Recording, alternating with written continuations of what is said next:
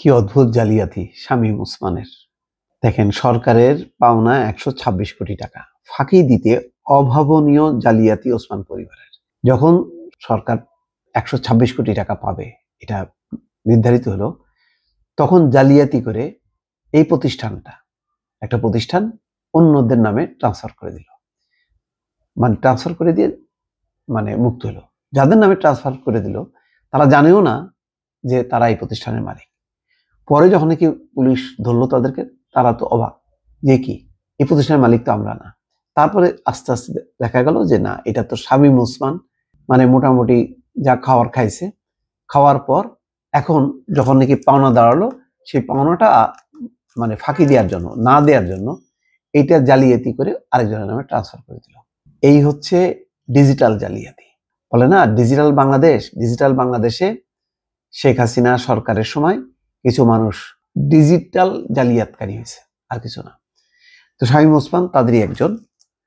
তো দেখেন কি অদ্ভুত কাহিনী শোনেন, যে 3 ব্যক্তিকে মালিক সাজানো হয়, তাদের বাড়িতে পুলিশ গিয়েছিল। এরপর 3 ব্যক্তি জানতে পারেন ঘটনাটি। তাদের একজন ছোট ব্যবসায়ী, একজন স্কুল শিক্ষক, একজন ছোট চাকরিজীবী। তারা কিভাবে মালিক হয়? রাজধানীর ফকিরাপুলের ডিআইটি রোডের একটি ভবনে ছোট একটি কক্ষে শওকত হোসেনের ট্রাভেল এজেন্সির কার্যালয়। আসবাব বলতে শুধু একটা টেবিল ও 3টা চেয়ার।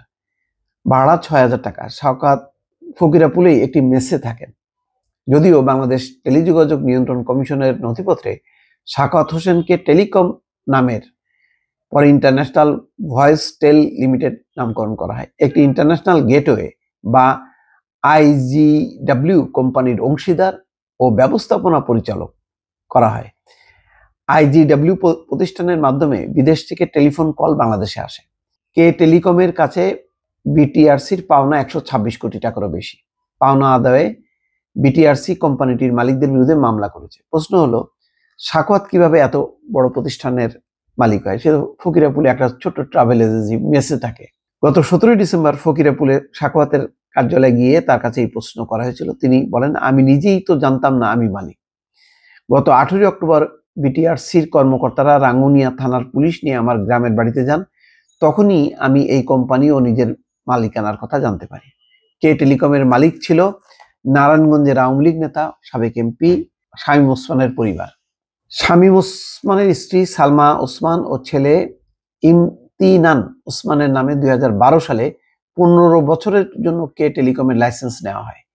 প্রতিষ্ঠানটিতে শামীম ওসমানের শ্যালক তানভীর আহমেদ এবং তার ঘনিষ্ঠ জয়নাল আবেদিন মোল্লা এবং জাহাঙ্গীর হোসেন মোল্লাও মালিকানা ছিল। নথিপত্রে দেখা যাচ্ছে 2013 সালে 4 আগস্ট ওসমান পরিবারকে টেলিকমের মালিকানা শওকত হোসেন, সিলেটের স্কুল শিক্ষক দেবব্রত চৌধুরী এবং বগুড়ার একটি বেসরকারি প্রতিষ্ঠানের অফিস সহকারী রাকিবুল ইসলামের নামে হস্তান্তর করে।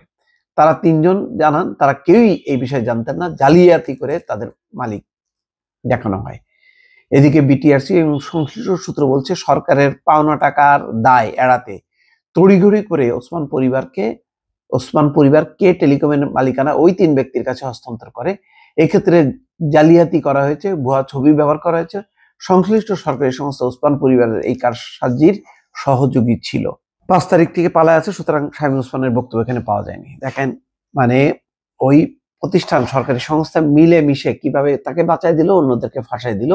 সরকারের 126 কোটি টাকা অনাদায়ী রয়ে গেল। এটা আর পাওয়ার কোনো সম্ভাবনা থাকলো না।